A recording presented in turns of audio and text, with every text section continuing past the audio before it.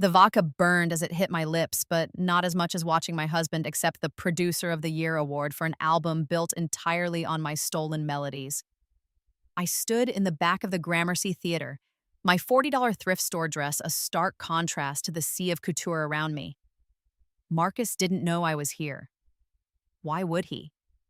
He'd spent the last 3 years convincing me, and everyone else, that I couldn't carry a tune in a bucket. I have to thank my muse, Marcus said into the microphone, his perfect smile reflecting off 1,000 phone screens. My wife, Claire, who always supported my vision, even when she didn't understand it. Supported his vision. That was rich.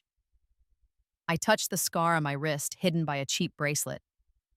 The doctor said I'd been lucky.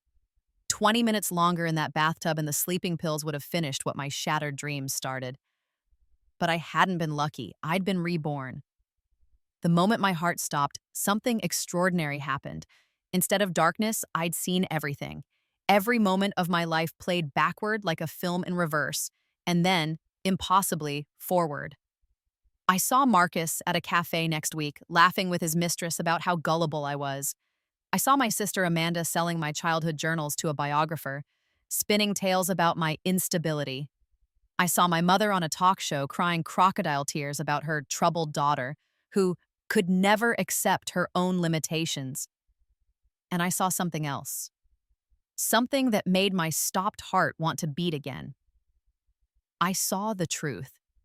When the paramedics shocked me back to life, I woke up not as the broken woman who'd swallowed those pills, but as someone with a gift more powerful than any melody, perfect knowledge of the next 3 years. Marcus left the stage to thunderous applause, the award glinting in his hands, my award for my music, wearing his name. I slipped out of the theater into the November rain, already rehearsing the plan that had been taking shape since I'd gasped back to life 6 months ago. This time, things would be different. I hadn't always been the woman in the back of the room, voiceless and invisible. Once, though it felt like a lifetime ago because, in a way it was, I'd been the girl everyone said was born with music in her blood. My grandmother had been an opera singer in Milan before the war. She'd passed that gift to my mother, who'd squandered it on a banking career and prescription wine. And then, somehow, it had skipped past my perfect sister Amanda and landed solely on me. I'd started composing at 7. Real compositions, not the chopsticks and nursery rhyme mashups most kids produced. By 12, I was sneaking into my school's music room at lunch to play pieces I'd written in the margins of my math homework. My middle school choir director, Mrs. Chen, had wept the first time she heard me sing the solo in our spring concert. "You have something special, Claire," she'd told me, gripping my shoulders with trembling hands. "Promise me you'll never stop singing." I'd promised. I'd broken that promise. It started when I was 16. Amanda, 2 years older and infinitely more beautiful, was supposed to be the family star. She had the face of a Disney princess and the work ethic of a trust fund baby. When she'd failed to get the lead in our regional theater's production of Evita, coming home in tears for the 3rd audition in a row, my mother had sat me down at our kitchen table. "Claire, honey," she'd said, her wine breath hot on my face, "Amanda really needs this win. She's been so depressed lately. You understand, don't you?" I'd been 15, holding the callback notice for the same production. I'd understood. I withdrew my audition. It should have been a one-time thing, a small sacrifice for family harmony. But it set a precedent that would define the next decade of my life. When I got a full scholarship to Berklee College of Music, my mother cried, but not from joy. "How can we afford to send Amanda to Boston if you're there too? She'll be so lonely at state school. Can't you just defer for a year?" I'd deferred. Amanda had lasted 1 semester at Boston University before dropping out to find herself in Thailand. I never reapplied to Berklee. The scholarship was gone. I met Marcus at a community college music theory class I was taking just to feel close to my dream. He'd been auditing the course, claiming he was a producer looking for fresh talent. He was handsome in that calculated way some men are. Expensive haircut, designer stubble, cologne that probably cost more than my monthly rent. "You've got something special," he'd told me after class one day, echoing Mrs. Chen's words from years before. "That voice, those compositions, I could make you a star." I'd been 22 and desperate to believe someone saw value in me. We'd married 6 months later in a courthouse ceremony my family barely attended. Amanda had a prior commitment, a yoga retreat in Sedona. My mother had the flu, my father had simply forgotten. Marcus had promised we'd have a real wedding later after we made it big together. The first year wasn't terrible.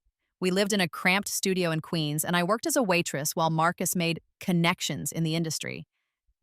I'd sing for him in the evenings, working through the compositions I'd been writing since I was a child.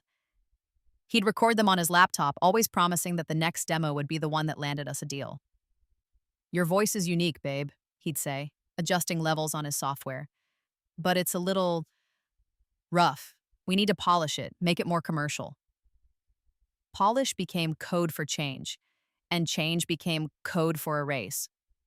By year 2, Marcus had stopped asking me to sing my own songs. He'd started bringing home other vocalists, friends he called them, just to lay down some demo tracks while we work on your stage presence.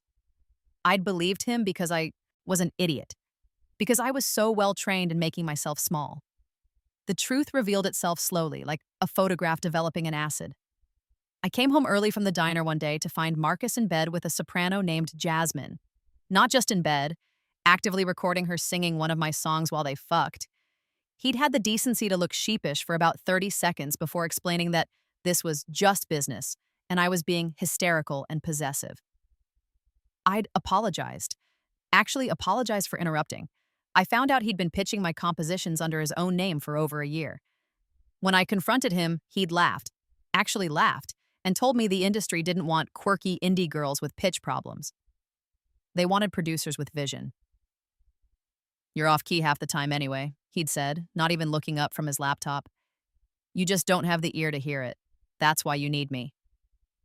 I'd believed him. God help me, I'd believed him. The gaslighting was so gradual I didn't notice the cage closing. He'd play back recordings of my voice with the pitch slightly altered, then act concerned when I couldn't tell the difference. He'd tell me my compositions were derivative, while literally selling them to pop stars for 6 figures. He'd invite my family over and they'd all nod sympathetically when he explained how hard he was working to salvage my career despite my limitations. Amanda had been especially supportive. "I always knew you weren't as talented as everyone said," she'd confided after one of these dinner parties. "It's nice that Marcus loves you anyway." The final betrayal came the day before my death. My first death. Marcus had finally done it. He'd landed a major label deal for an album of his work. 12 songs, every single one composed by me, from melody to lyrics to arrangement.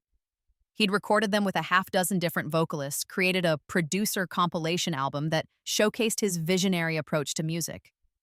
The label was calling it revolutionary. Marcus Hoffman, the new Quincy Jones. I'd confronted him with the truth, that every note was mine, that he'd stolen 3 years of my life, that I deserved credit at minimum and probably half the rights. He'd looked at me with something worse than anger. He'd looked at me with pity. "Claire," he'd said, as if explaining to a child, "nobody's going to believe you. You're a waitress with no credentials and a history of instability." "Yeah, I told them about your episodes. I have documentation of every song's development. Rough cuts with my voice doing guide vocals, correspondence with the artists.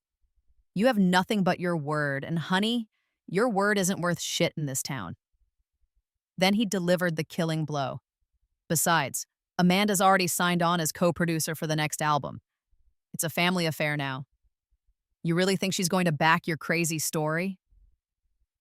I'd gone home, filled the bathtub, swallowed the pills, and died.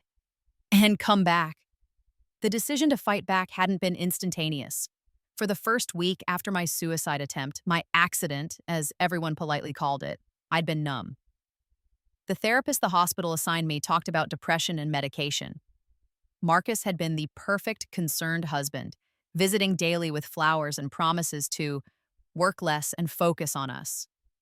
My family had been predictably useless. Amanda had sent a text, "Glad you're okay, so scary, let's do lunch."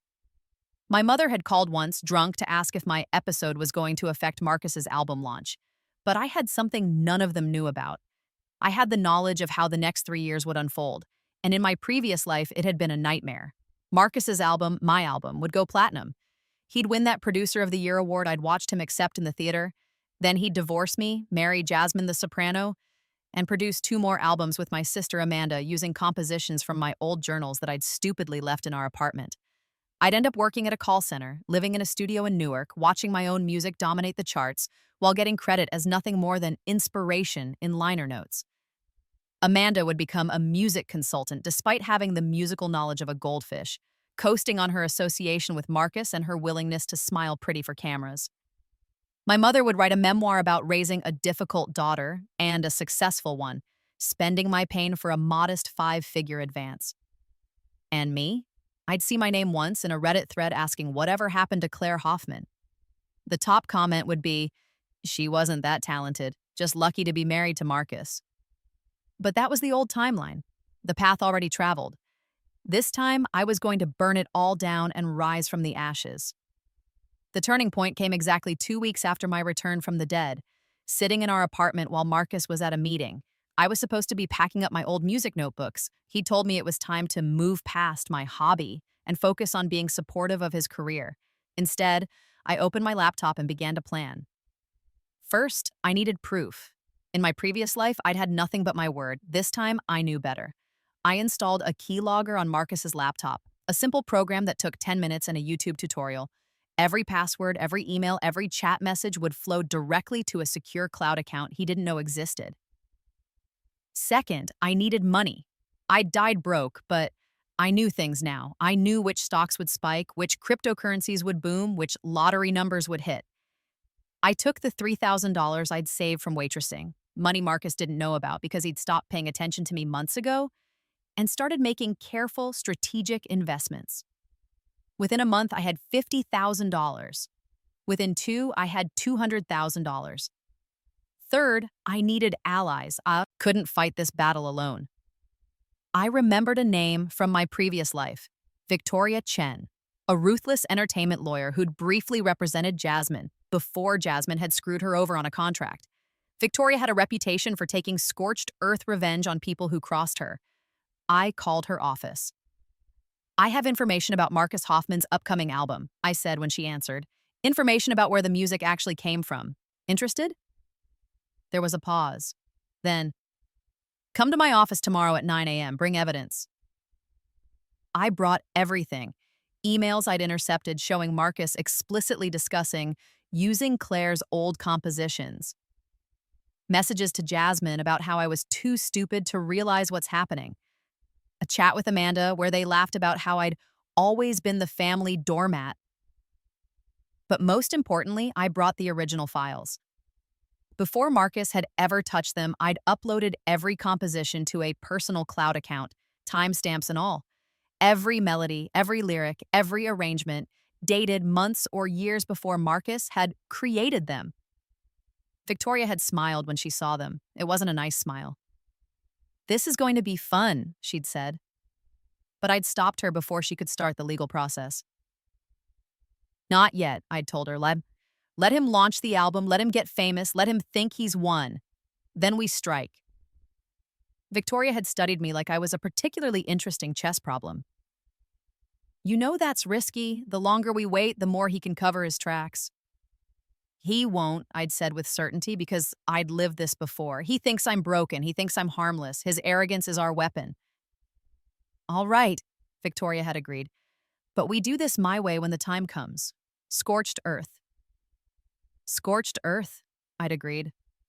The fourth thing I needed was proof of the ongoing theft. Marcus's album was about to drop, but I knew from my previous life that he was already planning the next one with Amanda. I needed to catch them in the act. This required patience I wasn't sure I possessed. But I'd died once already. I could wait. I started playing the perfect broken wife. I went to therapy and talked about my feelings of inadequacy. I joined a support group for spouses of successful partners. I stopped asking about Marcus's work, stopped showing interest in music at all. I even got a job, not at the diner this time, but at a boutique PR firm that handled music clients. My boss had no idea that I was using our database to track every move Marcus and Amanda made, every connection they cultivated, every deal they were negotiating. Marcus ate it up. He'd come home and I'd have dinner ready, ask about his day in a quiet, submissive voice, and never mention my own music. He thought he'd finally broken me into the shape he wanted. He had no idea I was documenting everything. 5 months after my rebirth, Marcus's album dropped. Synthesis by Marcus Hoffman. 12 tracks of pure, a commercial gold, because of course they were. I'd spent years perfecting those songs. The reviews were glowing. A modern masterpiece. Hoffman proves himself a generational talent. The production is immaculate. The composition's transcendent. I read every review and felt nothing but cold satisfaction. Let him climb as high as possible. The fall would be so much sweeter. The album went gold in 3 weeks, platinum in 6.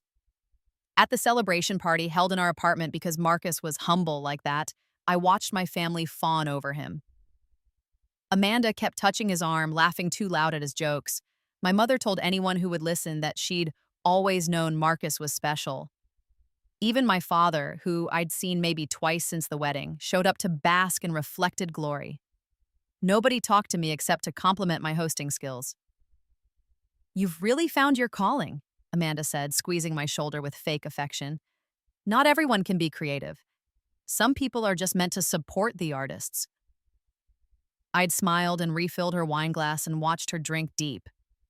I knew something she didn't. Marcus had been sleeping with her for 2 months. I had the hotel receipts, the text messages, the explicit photos they'd sent each other. In my previous life, I'd found out about their affair 6 months after my suicide attempt, when they'd stopped being careful. It had been the final degradation, my husband and my sister laughing about me in bed together.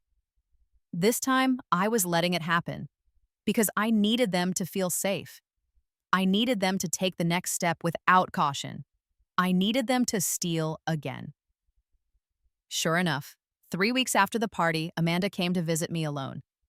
She had my old journals from high school, the ones I'd filled with song ideas and partial compositions. "I found these at Mom's house," she said, her voice dripping with false concern. "I thought you might want them back. Though honestly, Claire, maybe it's better to just let go of this stuff. You've been so much happier since you stopped trying to compete with Marcus." "You're right," I'd said, taking the journals. "I should probably just throw them away."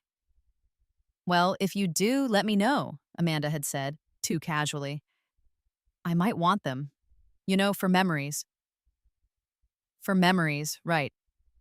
I gave her the journals the next day, all of them, except I'd spent the previous night scanning every page, uploading them to my cloud, and installing a nearly invisible marking system, a pattern of tiny dots on specific pages that would prove those exact physical journals were the source of any future compositions.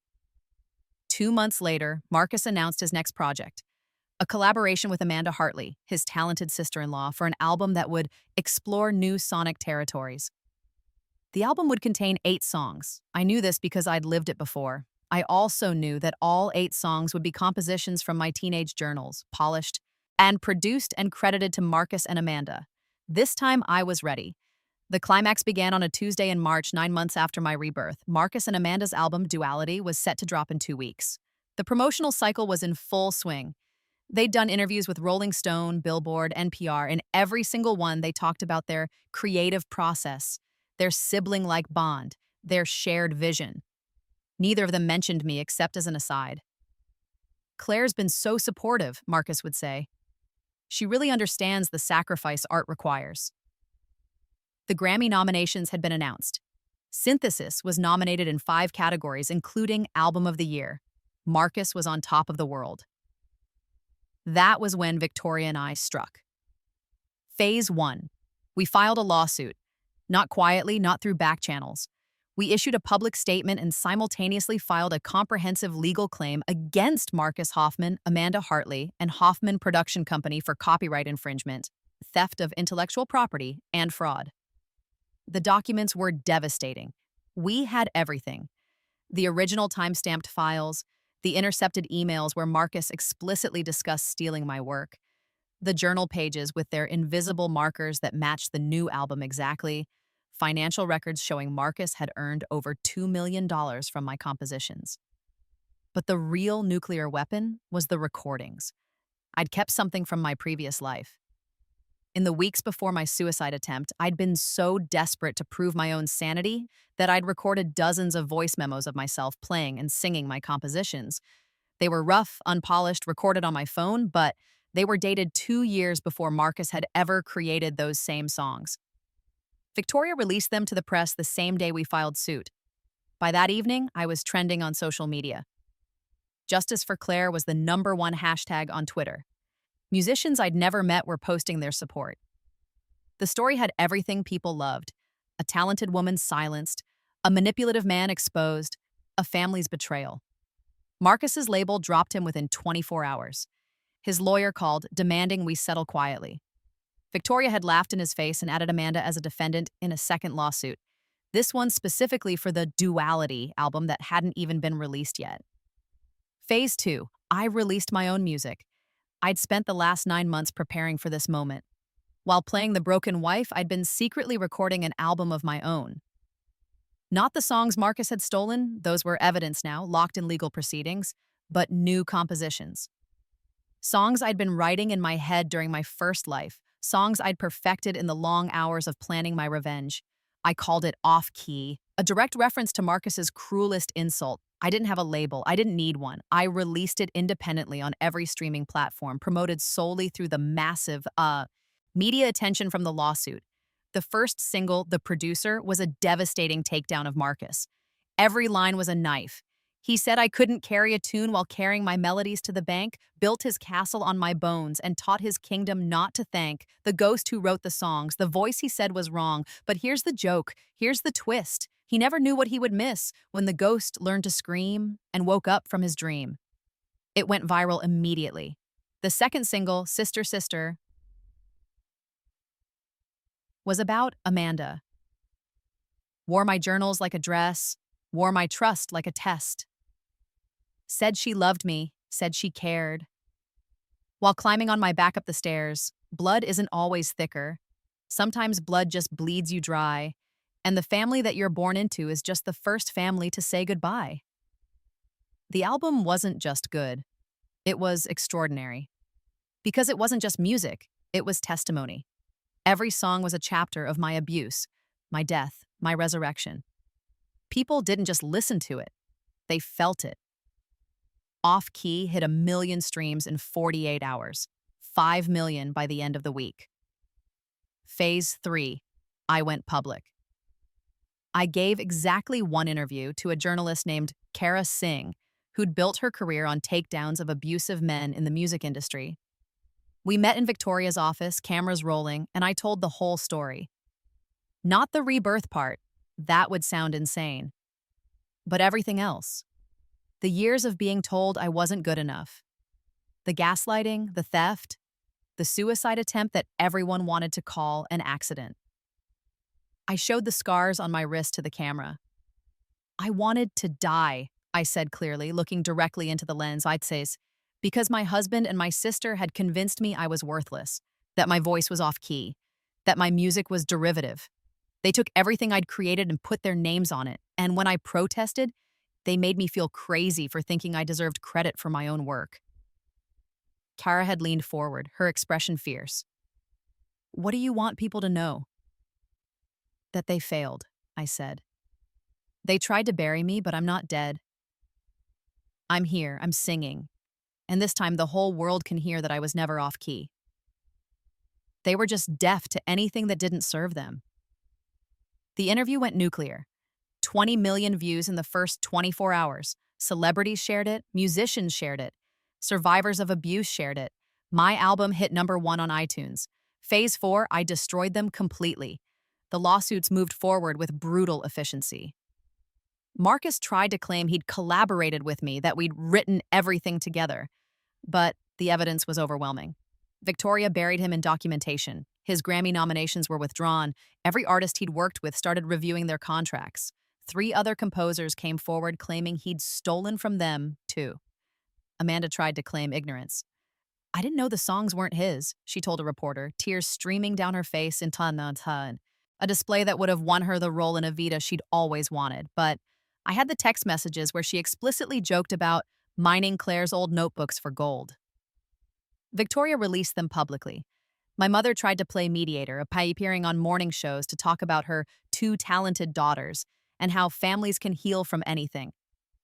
I released the recording of her drunk phone call to Marcus, the one where she'd told him to just pay Claire off and make this go away. She'll take whatever scraps you give her. My father, to his credit, stayed silent. He'd never been present enough in my life to have a stake in its destruction. The court cases took months, but the outcome was never in doubt. Marcus was ordered to pay me $4.7 million in damages, every cent he'd earned from my music, plus punitive damages for emotional distress. Amanda was ordered to pay $500,000 and barred from releasing Duality in any form. But the real punishment wasn't financial. Marcus Hoffman became synonymous with fraud. He couldn't get hired anywhere in the industry. Last I heard, he was working at his brother's car dealership in Ohio. Amanda had briefly tried to launch a career as an influencer, but she'd been so thoroughly canceled that even her most dedicated followers abandoned her. She moved back in with our mother.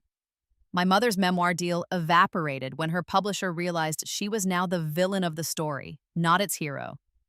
But here's the thing about revenge. The real satisfaction wasn't in their fall, it was in my rise. Off Key didn't just go viral, it went platinum, then it went multi-platinum. By the time the Grammy nominations rolled around again, I had 4 nods including Album of the Year and Best New Artist. I won both. Standing on that stage, holding the gramophone trophy, I didn't thank Marcus or Amanda or my mother. I thanked Mrs. Chen, my middle school choir director who'd believed in me. I thanked Victoria, who'd fought for me. I thanked every survivor who'd shared my story and told me theirs. And I thanked myself, the version of me who'd been brave enough to die and come back fighting. The second album, Resurrection, was already recorded. It would drop in 3 months and debut at #1. I bought a brownstone in Park Slope with my settlement money and album earnings. Real estate, it turned out, was a good investment, especially when you knew which neighborhoods would gentrify. I started a foundation for survivors of creative abuse and gaslighting in relationships. We provided legal support, therapy, and resources for artists who'd been stolen from or silenced. Mrs. Chen came to the launch party. She was 73 now, retired, and she'd cried when she hugged me. "You kept your promise," she said. "You never stopped singing." I did stop, I admitted. I stopped, and I died, and then I came back. She'd smiled, understanding in the way only someone who'd seen my spark as a child could. "Then you kept the promise that mattered most. You came back." Victoria became my permanent lawyer and a close friend. We had dinner once a week, usually at expensive restaurants where we'd toast to destroyed careers and settled scores. "Any regrets, why?" she asked me one evening, 6 months after the Grammys. I thought about Marcus, working at a car dealership, his dreams dead. I thought about Amanda living in our childhood home with our mother, both of them bitter and diminished. I thought about all the ways I could have been cruel, all the ways I could have twisted the knife deeper. "No," I said honestly, I took back what was mine. I told the truth. I let the world decide what they deserved, and the world was harsher than I ever could have been. "That's usually how it works," Victoria said, raising her glass. "The truth is the sharpest weapon." We drank to that. I dated sometimes, but I wasn't in a hurry. I'd learned that being alone was better than being with someone who made you small. I'd learned that my voice, my real voice, not the one anyone else tried to shape, was worth protecting. I performed now occasionally. Small venues mostly, intimate shows where I could connect with the audience. I didn't need to chase fame anymore. I had it. And having experienced both anonymity and recognition, I knew that neither one was the point. The point was the music. The point was the truth in it. 1 year after my rebirth, almost to the day, I got a message request on Instagram. It was from Marcus. I shouldn't have opened it. But curiosity won out. "Claire," it read, "I know I don't deserve your forgiveness, but I want you to know I'm sorry. I was wrong about everything. Your voice was never off key. It was perfect. You were perfect. I destroyed something beautiful because I was too insecure to let it shine. I understand if you hate me. I hate me too. but I needed you to know. I listen to your albums sometimes, and I finally hear what I was too deaf to hear before. You're brilliant. You always were. Marcus. I read it twice. Felt nothing but a distant sort of pity. I didn't respond. Some people think forgiveness is about letting go, about moving on, about being the bigger person. But I'd learned something in my death and rebirth. Forgiveness is optional. You don't owe it to anyone, especially not to people who tried to erase you. I owed Marcus nothing. Not my pain, not my healing, not my acknowledgement of his regret. I blocked him and deleted the message. That night, I wrote a new song. It would be the title track of my third album, already in production. I called it Platinum Without You. The chorus went, "You said I was off key, said I'd never make it, said my voice was broken, said my songs were basic, but I went platinum. Baby, platinum without your ears, platinum without your name, platinum without your fear, and the sweetest sound of all is knowing you can't hear the music you tried to kill ringing loud and clear." It was petty. It was perfect. It was true. The album would drop in 6 months. It would debut at #1, sell 3 million copies in the first month, and win me my third and fourth Grammys. But that was still future knowledge. I was running out of my preview of what came next, living now in a timeline I'd rewritten with my own hands, and that was terrifying and exhilarating in an equal measure. Because I didn't know what happened after this. I'd lived 3 years twice, but this was new territory. Every day now was uncharted. I decided I liked it. 2 years after my rebirth, I got a letter from Amanda. Real paper, real postage, forwarded to me by my lawyer. "Claire," it read in her still childish handwriting, "I know you'll probably throw this away without reading it, but I had to try. Mom's in the hospital. Cancer, stage 4. She's asking for you. I know we don't deserve your forgiveness, but she's your mother. Doesn't that count for something, Amanda?"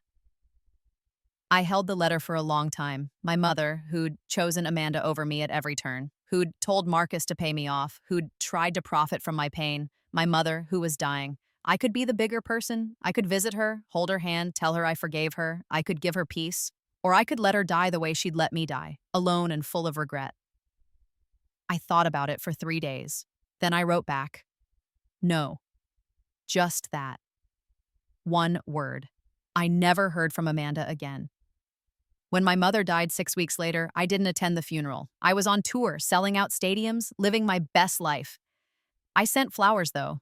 A beautiful arrangement with a card that read, "To the woman who taught me exactly who not to become. Thank you for the lesson, Claire." People might think that makes me cruel. Maybe it does.